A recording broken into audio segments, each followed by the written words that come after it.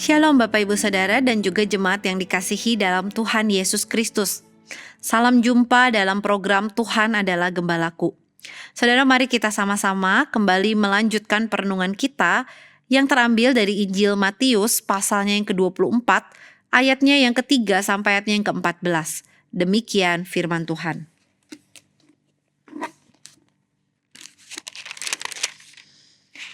Ketika Yesus duduk di atas bukit Zaitun, datanglah murid-muridnya kepadanya untuk bercakap-cakap sendirian dengan dia.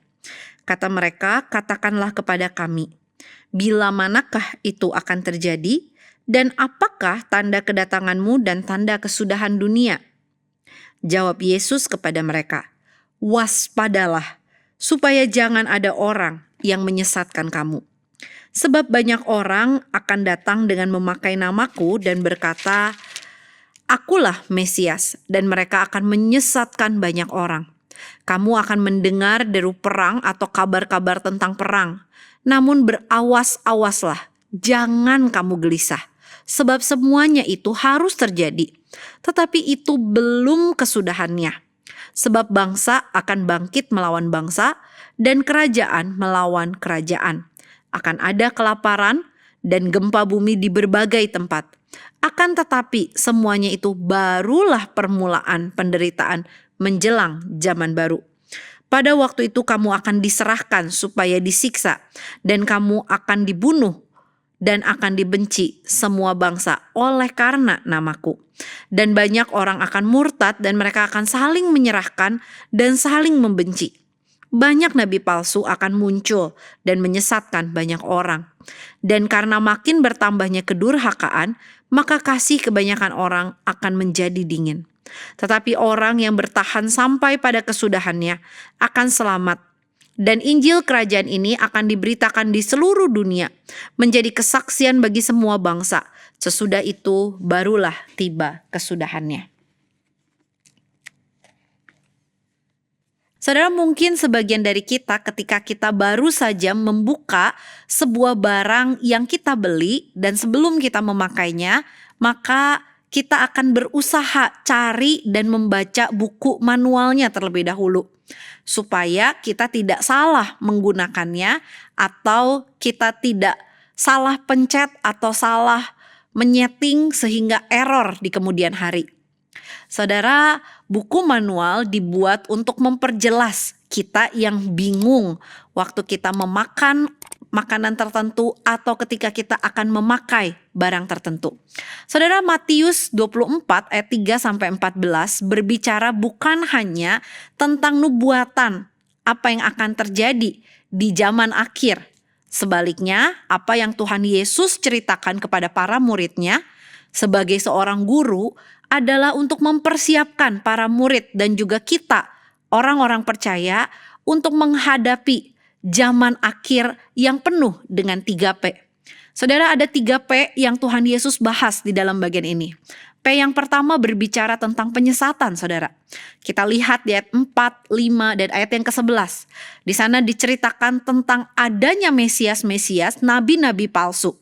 Saudara, kalau kita membaca bagian firman Tuhan secara khusus dari kitab Matius, maka kita bisa menemukan Matius 16 berbicara tentang para murid yang kemudian mendapatkan sebuah pimpinan dari Roh Kudus. Allah sendiri memimpin mereka dan mereka bisa mengerti bahwa Yesus adalah Mesias yang dijanjikan.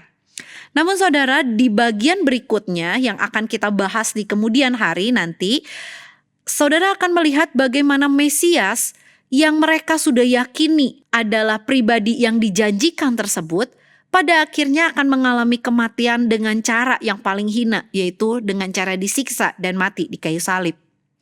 Saudara, ini pasti akan menimbulkan sebuah goncangan.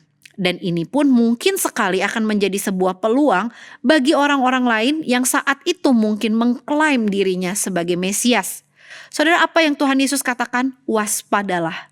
Saudara, kata waspada berbicara tentang bagaimana kedetilan kita mengetahui bahwa ini yang asli dan ini yang palsu. Saudara, kata waspada berbicara tentang bagaimana kita bisa mengenali dengan seksama. Ini loh yang sungguh-sungguh benar-benar asli, Gak pakai tipu-tipu dengan sesuatu yang sifatnya udah jelas-jelas ini barang KW, saudara. Saudara, oleh karena itu Tuhan Yesus berkata, waspadalah supaya engkau jangan ikut dalam penyesatan. Saudara, apa yang Tuhan Yesus ingin katakan? Kenallah secara mendetil Mesias yang kau percaya. Milikilah koneksi hati dengan Mesias, yaitu dirinya sendiri. Saudara, ada peribahasa yang mengatakan tak kenal maka tak sayang. Kita tidak akan pernah mengenal Mesias kita. Kita tidak akan pernah yakin bahwa dia adalah satu-satunya pribadi yang layak kita ikuti kalau kita tidak pernah punya koneksi hati dengan dirinya. Ini P yang pertama, saudara. P yang kedua berbicara tentang peperangan yang terjadi di mana-mana dan berita peperangan yang kalau mau dikatakan menimbulkan kegelisahan dari orang-orang yang ada di sekitar kita yang tidak mengenal Tuhan. Saudara, Tuhan Yesus berkata berawas-awaslah supaya kamu jangan ikut gelisah. Saudara, kata gelisah ini berbicara tentang terperangkap dalam sebuah keadaan di mana kita sama seperti orang lain.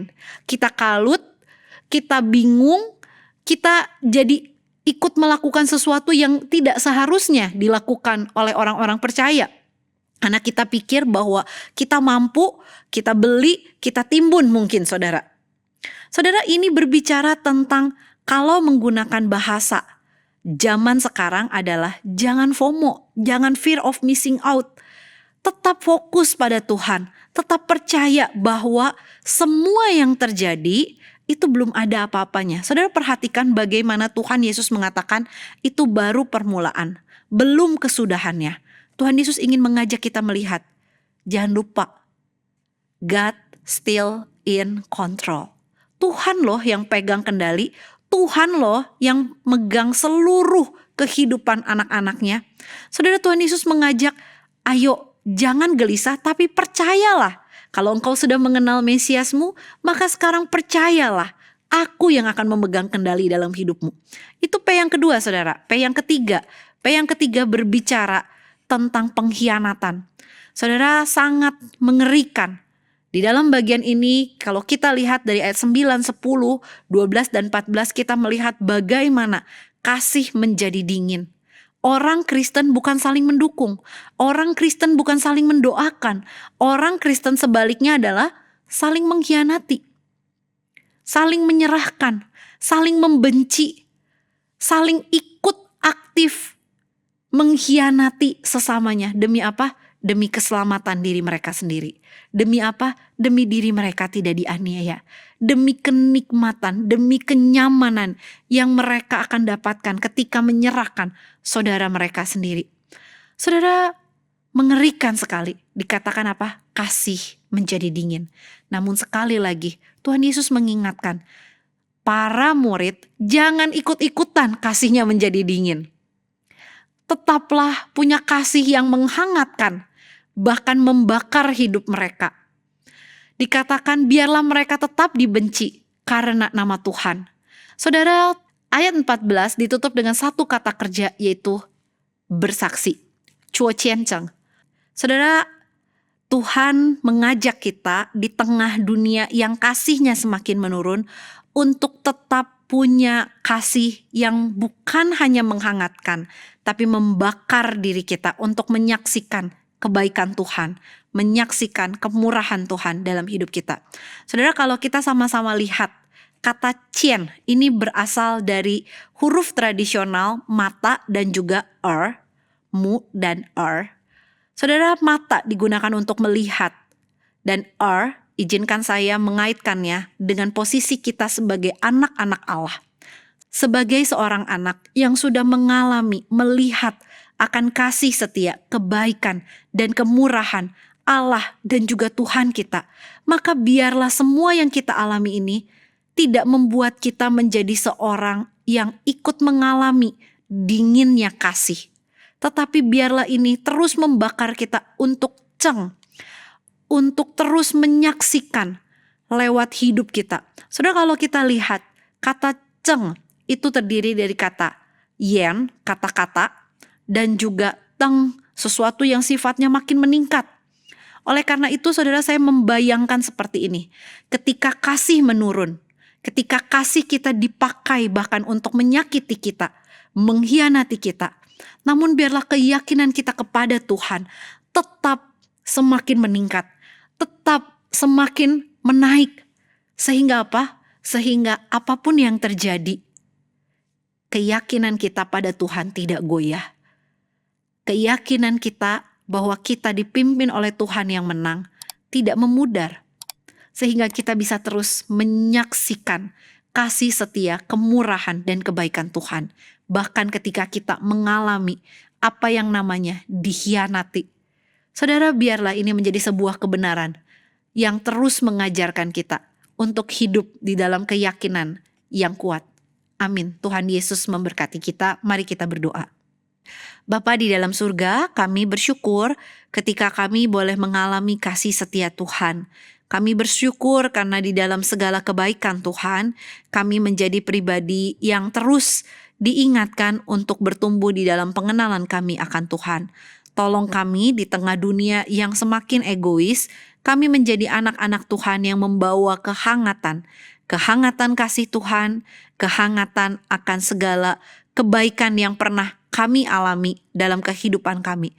Tolong kami ya Tuhan, dalam nama Tuhan Yesus kami berdoa. Amin.